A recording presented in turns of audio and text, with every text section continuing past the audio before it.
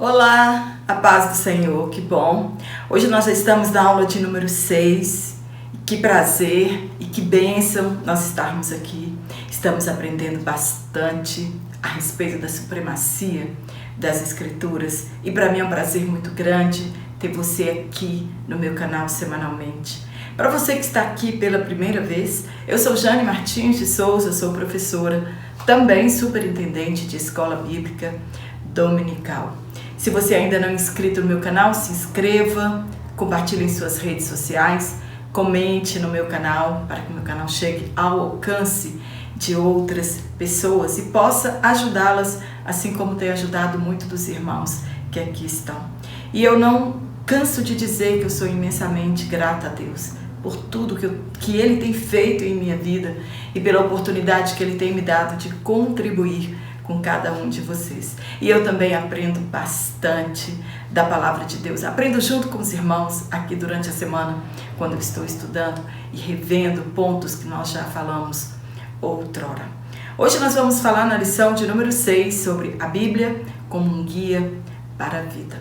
Nós vamos falar sobre as virtudes cardeais, o que é sabedoria, qual o chamado da sabedoria para as nossas vidas, a diferença entre a insensatez e a prudência. Então fica comigo até o final desta aula e junto nós vamos aprender bastante a respeito da palavra de Deus.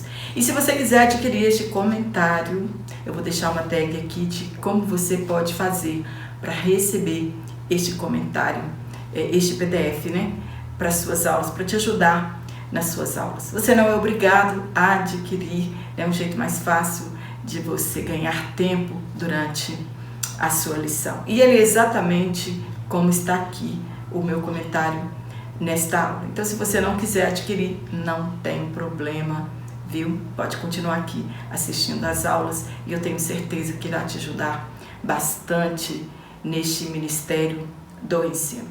E o texto que foi tomado por base aqui para nós falarmos nesta lição está no Salmo 119, do versículo 97 até o 105, que nós vamos falar hoje sobre este salmo maravilhoso. E na introdução, nós primeiro vamos entender o que é ser guia. O nosso comentarista trouxe este título alusivo de que a Bíblia como um guia para a vida. Então, o que é guia? O que é uma pessoa ser guia em nossa vida? Nós estamos falando aqui no mundo espiritual. É uma pessoa que conduz, é uma pessoa que dirige, que mostra o caminho, é uma pessoa que dá direção intelectual, moral e espiritual, que serve de orientação. Por fim, é um manual que contém informações, instruções, conselhos diversos, de diversas naturezas. É onde nós encontramos bastantes conselhos para todas as nossas áreas das nossas vidas. A Bíblia, muitos dizem que ela é um manual do fabricante, ou melhor, do Criador de todas as coisas. Isso desbanca a teoria de que Deus criou e abandonou a criação à sua própria sorte. Não, Ele deixou um manual para que nós pudéssemos recorrer a Ele para entendermos de fato qual é a vontade de Deus para as nossas vidas. Quando nós vamos a algum lugar desconhecido, nós precisamos de um guia. Você vai fazer uma viagem, seja onde for, um lugar que você não conhece, você precisa de um guia. Alguém que te leve com facilidade, que conhece todo o caminho, toda a trajetória, e você não vai se perder em meio a esta jornada, em meio a esta viagem, em meio a essa trilha. Você não vai se perder porque você tem um guia que conhece bem o caminho.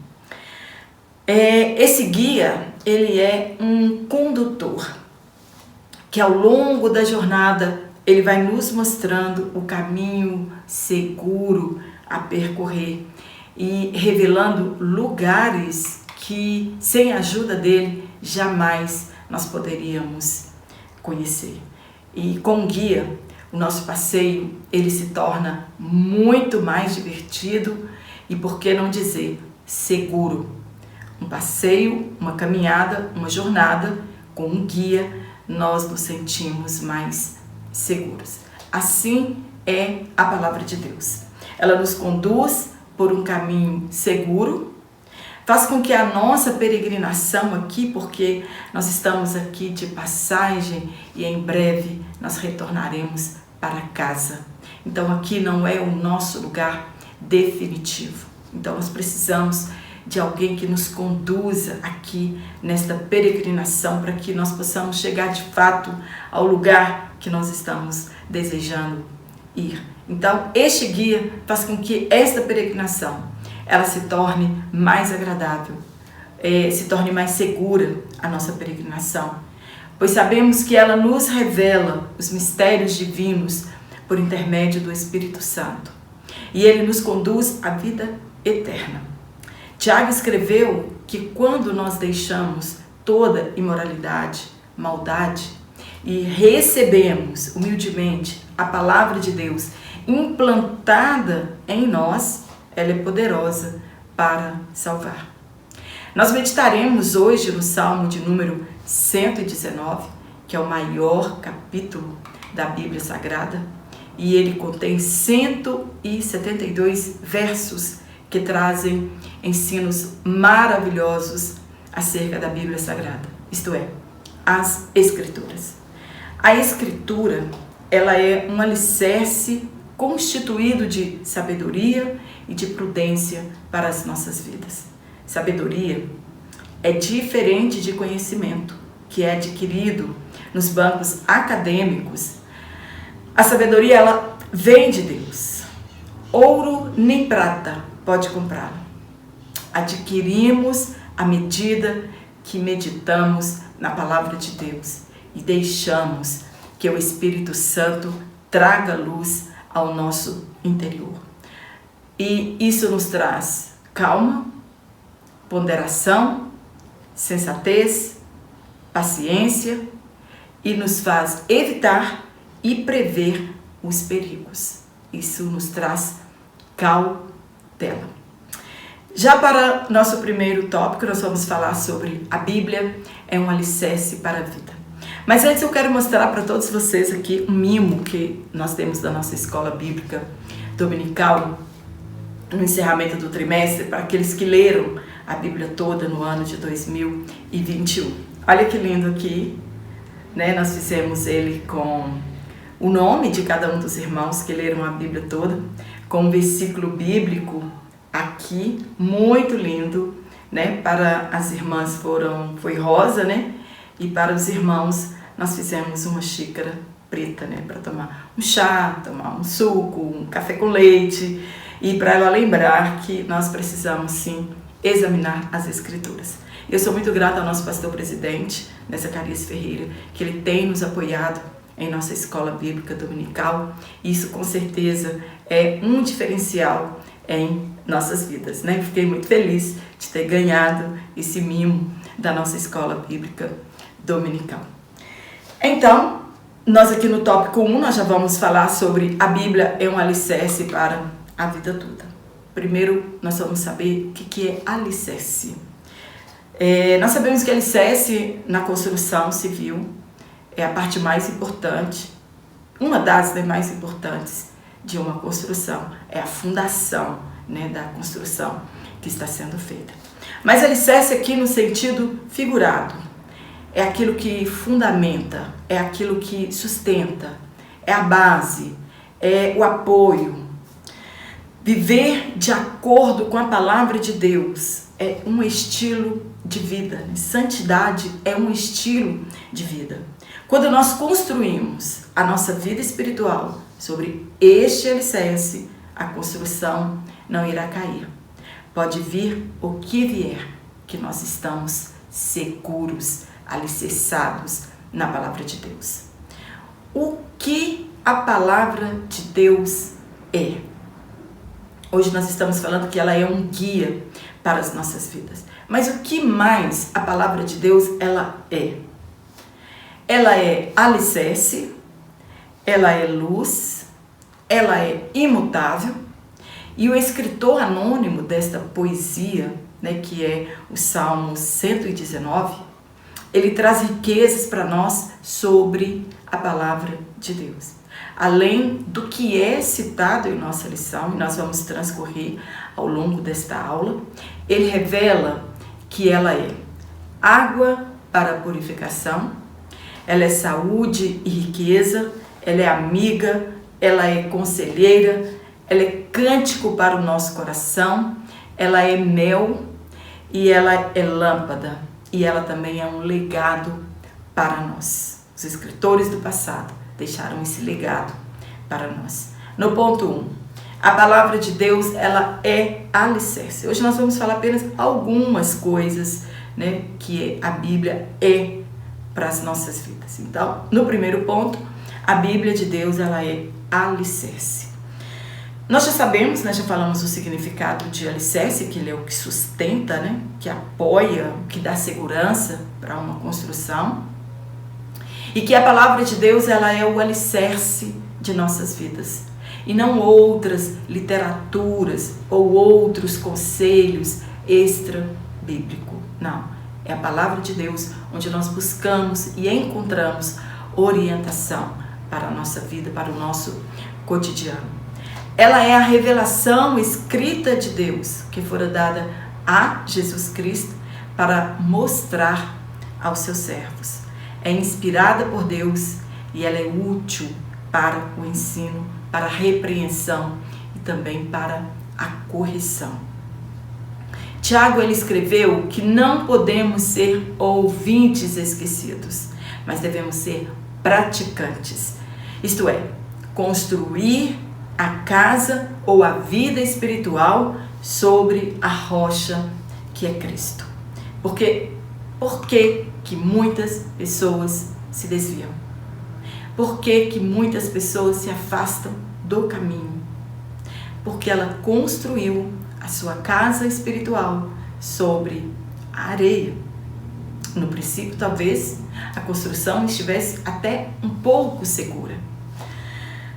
Mas não é porque esta pessoa deixou de trabalhar, não, ela fez um alicerce na areia e construiu a sua casa sobre a areia. Ela estava trabalhando, só que ela construiu a sua vida espiritual em um lugar errado. Apoiou a sua vida espiritual em conselhos, em filosofias erradas. Mas por que a casa dela ruiu então? Porque ela não utilizou a rocha para construir a sua casa espiritual. E ao longo da nossa vida, todos nós somos provados. Tanto aqueles que construíram a sua casa sobre a areia, tanto aqueles que construíram a sua casa sobre a rocha. Não é porque nós estamos em Cristo que nós não seremos provados, que não seremos tentados, que não teremos dificuldades. Tanto as pessoas que construíram, tanto as que não construíram, ao longo da nossa vida, nós seremos provados. Todos são provados, crentes fracos e fortes. De igualdade, né? Igualmente, eles são testados. E o que faz a diferença entre a vida destas pessoas é o alicerce da construção. É a sua vida estar fundamentada em Cristo, em seus ensinamentos e a obediência aos ensinamentos de Cristo. Não é esforço meu. Meu esforço, ele não tem valor espiritual, mas é a fé em Cristo. Ele que é a rocha. É Ele que é o sustentáculo, que é a âncora das nossas vidas. No ponto 2, a palavra de Deus, ela é luz. Qual é a função da luz? A função da luz é trazer visibilidade aos objetos. Viver neste mundo sem a luz da palavra de Deus é estar condenado às trevas eternamente. No mundo em questão, não há luz. Este mundo é escuro. E a única luz segura que nós temos é a palavra de Deus. Somente podemos afirmar que nós estamos na luz se obedecermos à palavra de Deus. Uma pessoa que não obedece à palavra de Deus, ela não pode afirmar que ela está na luz. Jesus, ele é o Verbo divino e afirma de si mesmo ser a luz do mundo. Se Deus é luz, né, os judeus eles tinham consciência de que Deus é luz, Jesus então ele estava afirmando para os seus ouvintes que ele era Deus. Ele é o que o mundo precisa para sair das trevas do pecado. O mundo jaz ou está sob o poder do maligno. E somente a luz de Cristo pode tirá-lo desta densa escuridão. É obedecendo aos mandamentos que pode ser iluminado o caminho do pecador. Sem obedecer os mandamentos, sem ler as Escrituras, não pode ter luz nas nossas vidas. E o nosso caminho só pode ser iluminado à medida que nós vamos obedecendo os mandamentos de Deus. A palavra de Deus, ela deixa visível o caminho tortuoso do pecador, né? Quando nós estamos lendo a Bíblia, ela está lendo a nossa vida. Ela revela os laços colocados ao longo da nossa caminhada. Ela revela as astutas ciladas do maligno e, chegando à luz, tudo o que é contrário à palavra de Deus tem de sair. Quanto mais familiarizados com as Escrituras, mais seguros nós estamos para ir ao céu. Com mais convicção e firmeza nós podemos dizer que estamos indo para o céu. Mas nós temos de amar a lei do Senhor e meditar nela diariamente. Nós temos que meditar.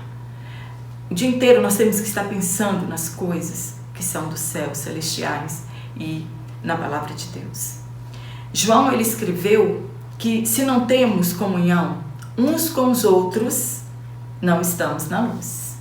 Enganamos a nós mesmos. Infelizmente, nós encontramos muitas igrejas com muitos membros que não têm comunhão uns com os outros.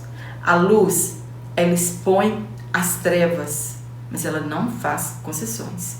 Quando a luz chega, as trevas têm que sair. No ponto 3, a palavra de Deus é imutável. Quer dizer isso? Ela não muda, nem tampouco muda seus princípios.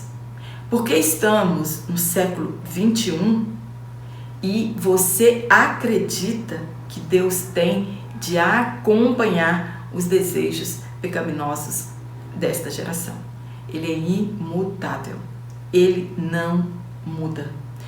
O que Deus desejava para a igreja do século 1 é o que ele deseja para a igreja do século 21. Deus disse de si mesmo: eu sou Deus e não mudo. A palavra de Deus, ela é nossa regra de fé e de prática. Os princípios de Deus, eles são imutáveis, eles não mudam. Eles foram aplicados no passado e são válidos para hoje, para a atualidade. A palavra de Deus, ela não volta vazia. Antes, ela alcança o propósito de Deus para o qual ele a enviou. Os princípios bíblicos, eles são válidos para crentes e não crentes. No Brasil, ou em qualquer lugar que nós estivermos, os princípios bíblicos, eles são válidos para todas as pessoas, para todas as culturas e para todas as épocas. Porque a lei de Deus, ela é imutável. A palavra princípio, ela significa origem, a causa, um rudimento, uma verdade absoluta. É sobre isso que nós estamos falando. E esta verdade absoluta, ela não se prende a contexto histórico ou a época em que eles foram escritos. São verdades eternas, atemporal, independente do século. Se Jesus não vier neste século, se ele vier no século 22, os princípios bíblicos serão os mesmos. E existem princípios que eles são determinantes para que nós tenhamos uma vida abençoada. O primeiro princípio é temer a Deus. Este é o princípio da sabedoria. Se uma pessoa quer ser sábio e ele não teme a Deus, ele não alcançará então a sabedoria.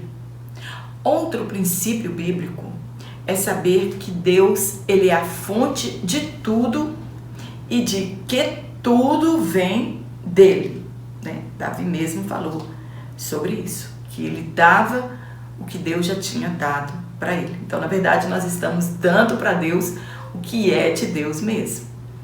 Outro princípio, a contribuição para o reino de Deus. É um princípio importantíssimo.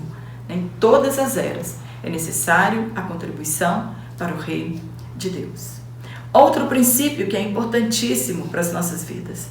Faça cálculos antes de fazer qualquer dívida.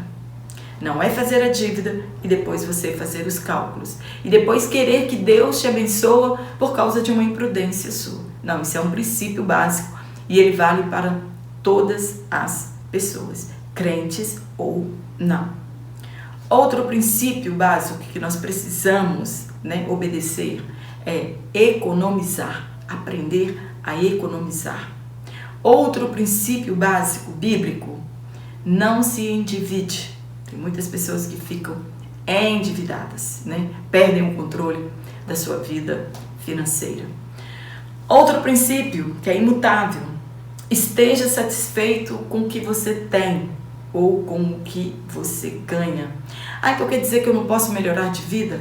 Pode, mas por causa deste, entre aspas, melhorar de vida, muitas pessoas se perderam, inclusive a sua fé. Outro princípio que é importantíssimo e que ele é bíblico, tudo o que plantarmos nós vamos colher. É a lei da semeadura. Enfim, há muitos outros princípios bíblicos que nós não teremos espaço para comentar sobre eles aqui, mas eles são universais. Todos esses princípios, eles são universais. Os padrões da ética e da moral cristã, eles não sofreram mudanças ao longo do tempo, ao longo dos séculos, Honestidade, santidade, respeito, honra, humildade, caráter, essas coisas não perderam, não sofreram mudanças ao longo dos séculos. Tem pessoas que elas acreditam que em determinadas profissões ou determinados cargos não tem problema a pessoa ser corrupto ou ser corrupta, roubar, enganar, Não. Esses princípios bíblicos, eles não se alteram por causa da profissão ou do cargo que você ocupa. Eles são imutáveis, são para todas as áreas das nossas vidas.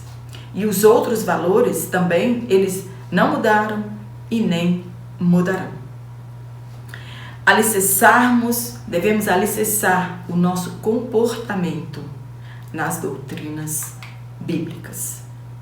É o que as Escrituras dizem que é o nosso padrão de vida. É o que a Bíblia diz que é o nosso padrão de vida. Paulo, ele escreveu que nós não devemos nos amoldar segundo o mundo.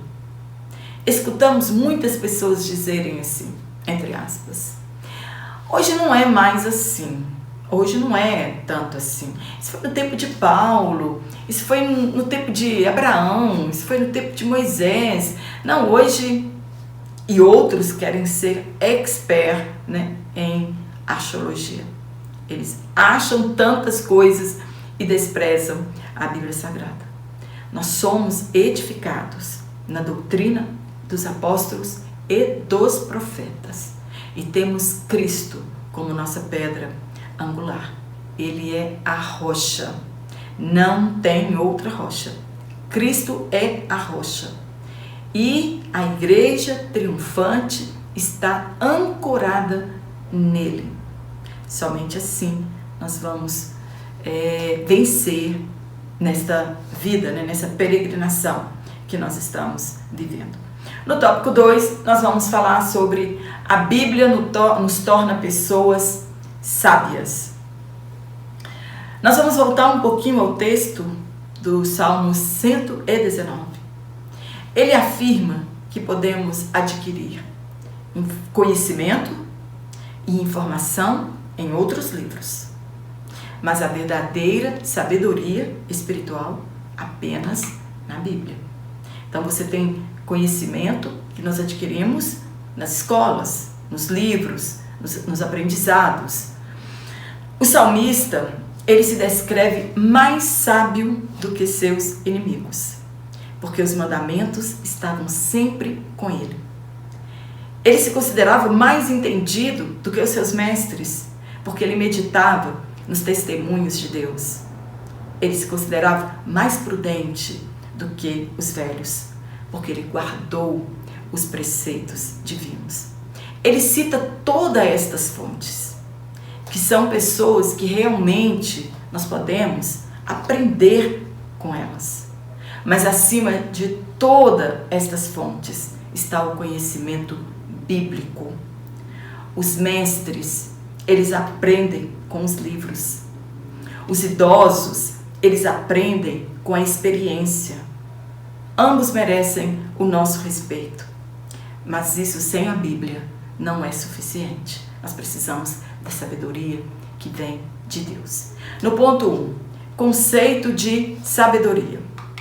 Sabedoria no grego é Sofia e no hebraico Okmah. É a condição de quem tem conhecimento, erudição, saber. Esta palavra, sabedoria, ela tem significado na ótica filosófica, teológica ou psicológica. No sentido comum, é a qualidade que dá sensatez, prudência, moderação, mas para a religião é o conhecimento inspirado nas coisas divinas e humanas. Todo o seu conhecimento, ele deve ser colocado em prática, pois conhecimento sem prática não produz sabedoria. Não é o tanto que você sabe ou conhece que te dá sabedoria, mas o quanto você coloca em prática. Tem cristãos que sabem a Bíblia toda, de Gênesis a Apocalipse, e vivem uma vida toda desregrada. Quebram princípios bíblicos e não moldam a sua personalidade, e muito menos mudam o seu caráter.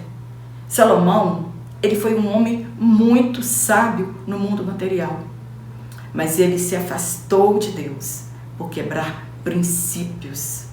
Ele não teve sabedoria para administrar a sua vida espiritual. No ponto 2, Deus é a fonte da sabedoria. Tiago, ele escreveu que se não temos sabedoria, nós devemos pedir a Deus e ele nos concederá.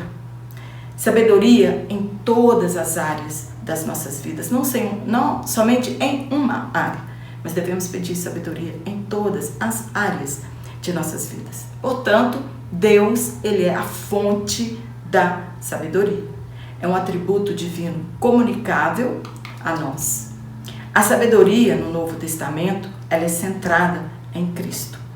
Já no Antigo Testamento, a sabedoria estava centrada em Deus. Foi Ele que a criou e ela é mais preciosa do que os rubis.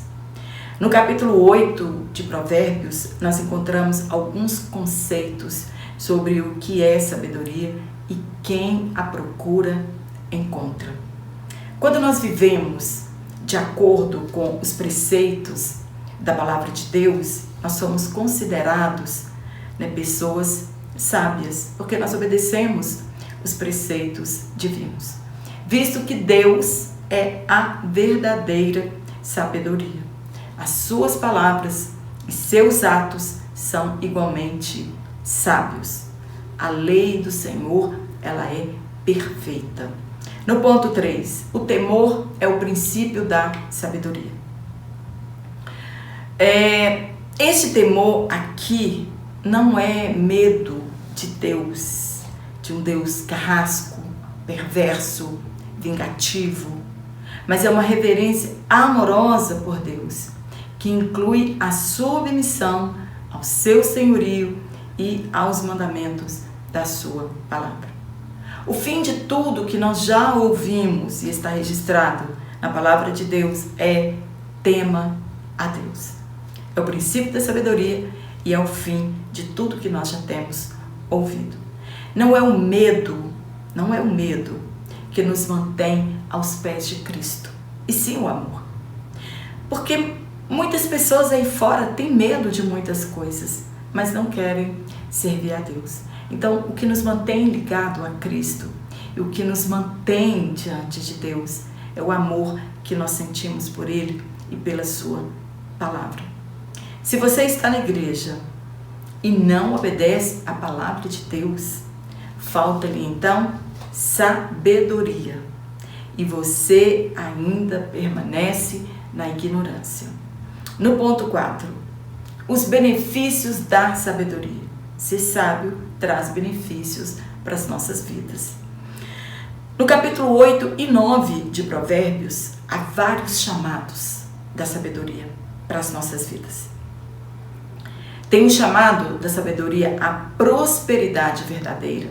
Ela nos convida à prosperidade verdadeira, que é mais valiosa do que ouro, prata e rubis. Lá tem um chamado à vida, nós somos chamados para viver, esse é um chamado da sabedoria, e tem um chamado também à salvação. Estes são os chamados que nós encaramos em nossas vidas. Escolhemos a sabedoria ou a insensatez. Se ouvirmos a sabedoria, nós desfrutaremos da salvação, da verdadeira prosperidade e da vida. Esse é o desejo de Deus para as nossas vidas.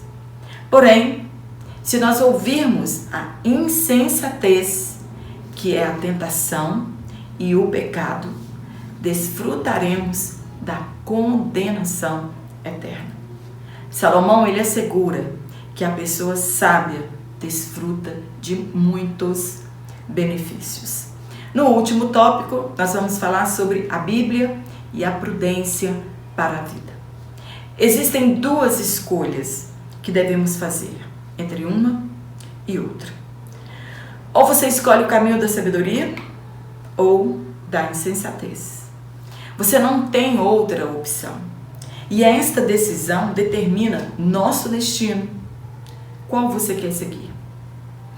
Assim como a sabedoria nos faz um convite para desfrutar do seu banquete e das suas bênçãos, a insensatez nos faz este convite também e nos oferece um banquete.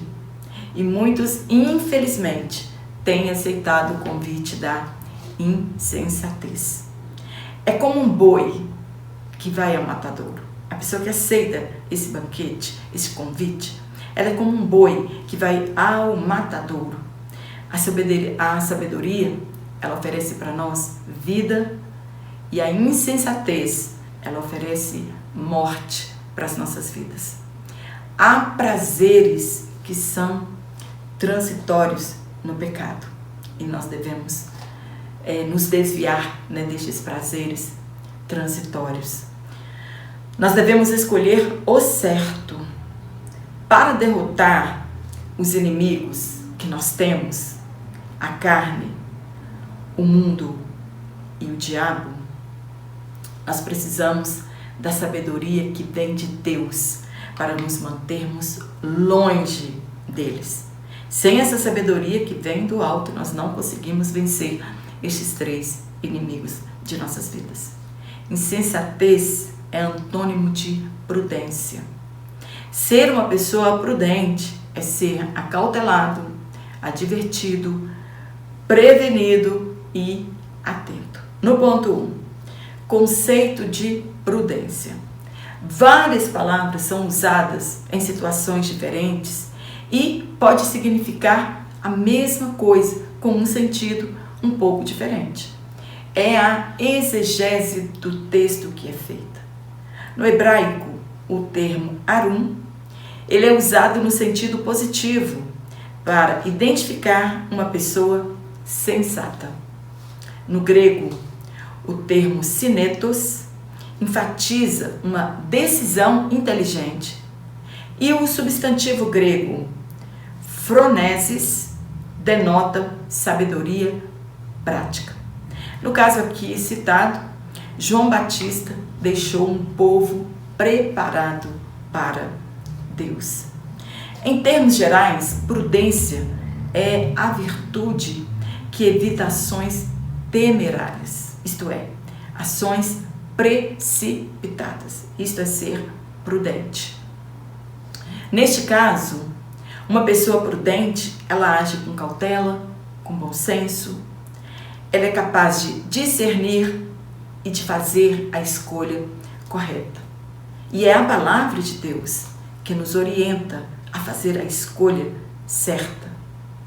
Deus colocou diante de Israel a vida e a morte, a bênção e a maldição, e os orientou que escolhessem a vida para que eles e seus filhos vivessem na terra. No questionamento de Marta com Jesus a respeito de sua irmã Maria, que estava ali aos pés de Jesus e não queria ajudá-la, nas tarefas domésticas, Jesus disse para Marta que Maria escolheu a melhor parte e isso não seria tirado dela. A prudência é a primeira das virtudes cardeais. Ela é a prática da sabedoria aplicada. Davi, ele se conduzia com prudência em todos os seus caminhos e o Senhor era com ele. A sabedoria, ela habita com a prudência. Daniel, ele foi um homem prudente. As virtudes cristãs ou celestiais, elas são 7 e combinam com as 4 virtudes cardeais clássicas da prudência, justiça, temperança e coragem, com as 3 virtudes teologais, que é a fé, a esperança e o amor. No ponto 2, a prudência dos justos. Por intermédio da graça de Deus, foi derramado em nós sabedoria e entendimento. A sabedoria para compreender a verdade e a prudência para agir corretamente de acordo com a vontade de Deus revelada. Essas dádivas, elas são aperfeiçoadas com a leitura das Escrituras, com a oração e a comunhão com o Espírito Santo. É nos encher sempre dele. É estar constantemente sobre a influência do Espírito Santo. É ter uma vida de oração constante. É permanecer nas coisas que nós aprendemos. No ponto 3, os benefícios da prudência são vários. A pessoa que adquire esta virtude, ela evita muitos contratempos em sua vida. Ela evita vários recomeços, vários pedidos de perdão. Dentre eles, nós citaremos alguns. O autocontrole para não revidar ofensas, que é muito difícil, somente o Espírito Santo pode nos dar. Somente com a ajuda dele nós teremos este autocontrole, pois a nossa carne, ela não quer ser humilhada e desejamos dar o troco, mas estamos aprendendo a ser prudentes, e sábios. A humildade para não exibir conhecimento, infelizmente nós encontramos muito por aí pessoas que não têm essa humildade. A correta tomada de decisão, nós precisamos da palavra de Deus para nós tomarmos a decisão correta, mesmo que aparentemente de imediato pareça que vai frustrar todos os nossos sonhos, mas precisamos tomar a decisão correta. Pensar antes de agir. Infelizmente tem pessoas que depois que agem é que vão pensar sobre as consequências. E a prudência, ela nos dá esta capacidade de pensar, né? E analisar em fração de segundos e agir corretamente.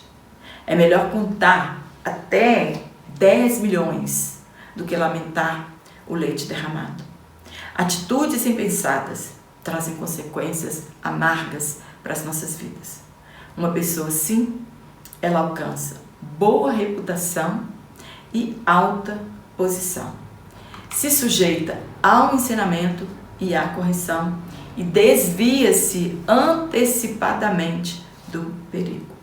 O prudente, ele constrói sua casa espiritual sobre a rocha, que é Cristo, e mantém acesa a chama do Espírito. É levar azeite por toda a nossa vida enquanto aqui estivermos. Não somente nas lamparinas, mas levarmos azeite de reserva. Sabe o conselho que a Bíblia nos dá? Viva com prudência. Amém? Espero ter te ajudado com este comentário. Se você gostou, dá um curtir aqui neste comentário.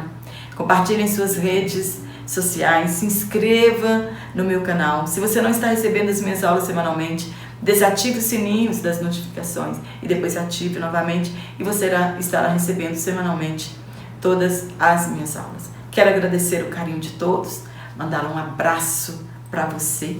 Que Deus continue te abençoando, abençoando o seu ministério do ensino, abençoando você que está aqui para aprender da palavra de Deus. E eu te espero aqui na nossa próxima aula, se Deus assim nos permitir. Então.